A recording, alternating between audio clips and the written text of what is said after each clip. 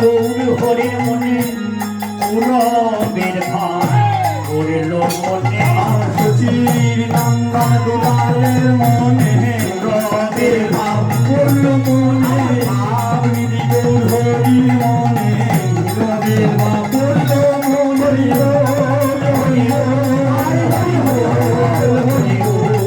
হরি বল হরি বল হরি বল হরি বল পুরবের ভাব করল মনে। আজ আমার গৌর হরির মনে পুরবের ভাব জাগরিত।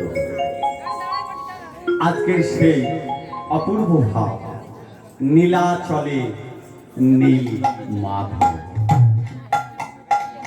পুরীর অপর নাম হলো বাবা নীলাচল। পুরী ধাম অনেকেই গেছেন বেড়াতে। কারা কারা গেছেন একবার হাত তুলে দেখি। কারা কারা দেখো, জগন্নাথকে এক কথায় নীলমাধব বলা হয়। কেন বলা হয়? নীল ও কৃষ্ণ, শ্রীকৃষ্ণের গায়ের রং হলে নীল, মাঝখানে সুভদ্রা মা তাহলে নীল মা, আর শেষে আছে দাদা বলরাম ভব ফর্সা, তাই একে তিন তিনে এক হয়েছে নীল মাধব। জগন্নাথ যারা দর্শন করতে গেছেন, পুরী ধাম যারা গেছেন, দেখবেন জগন্নাথ দেবের ওই আষাঢ় মাসে যে রথযাত্রা হয়, ইন্দ্রদ্যুম্নের বাড়ি থেকে রথে চেপে জগন্নাথ দেব মাসির বাড়ি যায়, গুন্ডিজার বাড়ি। মা সেখানে গিয়ে 7 দিন শ্রীকৃষ্ণ ভগবান বলরাম সুভদ্রা ছিলেন। 7 দিন বাদ তারা ফিরে আসতেন তাদের আপন গৃহে ইন্দ্রদ্যুম্ন রাজার। এই গমন আর প্রত্যাগমনকে মানে গমনকে বলা হয় সোজা রথ, আবার যখন ব্যাকে আসে প্রত্যাগমন তাকে বলা হয় উল্টো রথ।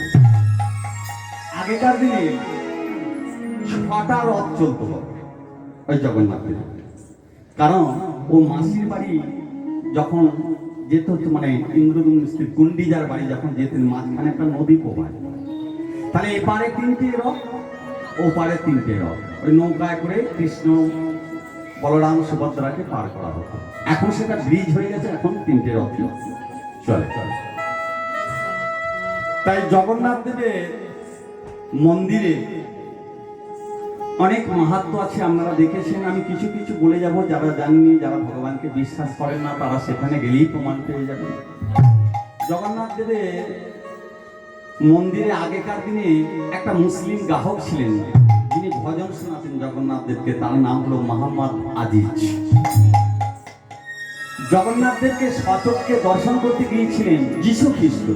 তার প্রমাণস্বরূপ জগন্নাথ দেবের মন্দিরের পিছনে একটা বিশাল আকারের ক্রুশ বিদ্ধ করা আছে।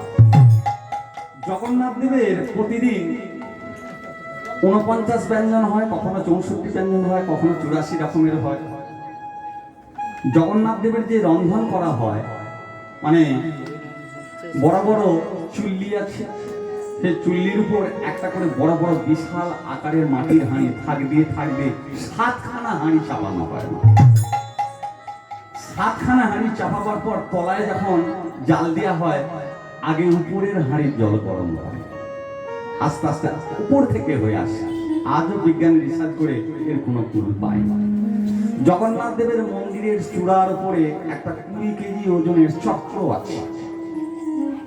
জগন্নাথ দেবের মন্দিরের পরিধি হলো 80 যোজন। মা ওই 80 যোজন মানে 120 কিলোমিটার, মানে যেখান থেকেই আপনি দেখেন না কেন ওই চূড়ার মধ্যে ওই চক্রটি, আপনি যেই দিক থেকেই তাকাবেন দেখবেন আমরা সামনে পড়েছি।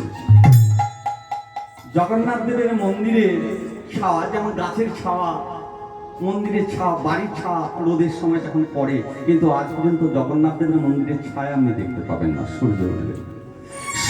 আপনি বহু তীর্থে ঘুরেছেন, দেখবেন মন্দিরের উপর দিয়ে বহু পাখি উড়ে যায়, কিন্তু আজ অব্দি জগন্নাথ দেবের মন্দিরের উপর দিয়ে কোনো পাখি যায়নি, এমনকি কোনো উড়োজাহাজ প্লেনও যেতে পারে না। জগন্নাথ দেবের উপরে আর কেউ নেই। জগন্নাথ দেবের মন্দিরের চূড়ায় একটা পতাকা, আজও তাকে প্রতিদিন একটা পুরোহিত তাকে পাল্টে দিয়ে আসে, মানে নতুন নতুন তাকে সেই কথা বলে। দেখবে এতখানি মানে কি বলবো, বাতাস যদি এদিকে যায়, মানে হাওয়া যদি এদিকে যায়, তাহলে চুলটা আমার পিছন দিকে উঠবে, কিন্তু ওটা হাওয়ার বিপরীত দিকে ওড়ে সেই জগন্নাথ দেবের পতাকা এইদিকে হাওয়া দিচ্ছে, পতাকাটা কিন্তু এইদিকে উঠবে। আজও কিন্তু বিজ্ঞানের রিসার্চ করে কোনো ভুল নাই। সমুদ্র এত কাছে থাকা সত্ত্বেও, এত সমুদ্রের গম্ভীর আওয়াজ, কিন্তু মন্দিরে প্রবেশ করলে, সিংহদ্বার দিয়ে প্রবেশ করলে আর পুরীর ওই সমুদ্রের আওয়াজ সেই গহ্বরে পৌঁছাবে না। কেন জানেন? যখন ইন্দ্রদুম্ন রাজা ওই মন্দিরটাকে প্রতিষ্ঠা করেছিলেন, তখন ওই সমুদ্রের আওয়াজে জগন্নাথদেব ঘুমাতে পারেন না। তখন সমুদ্রকে বলেছিল শ্রীকৃষ্ণ ভগবান যে, সমুদ্র তোমার আওয়াজ কিছুটা কমাও, আমার নিদ্রা খুব অসুবিধা হচ্ছে। বলছে না, আমি পারবো না। তখন শ্রীকৃষ্ণ ভগবান তিনি হনুমানকে ডেকেছিলেন যে, হনুমান এই আওয়াজ যেন আমার কানে না পৌঁছায়। তাই সেখানে হনুমান, একটা হনুমান আছে দেখবেন, কান পাতা হনুমান, সে কানটা ধরে আছে। সমস্ত সমুদ্রের আওয়াজ যেটা মন্দিরের ভিতরে প্রবেশ করার জায়গা, তার কানের ভিতরে চলে আসে। মন্দিরের 4টে দ্বার আছে, তার মধ্যে সিংহদ্বার হচ্ছে প্রধান দ্বার।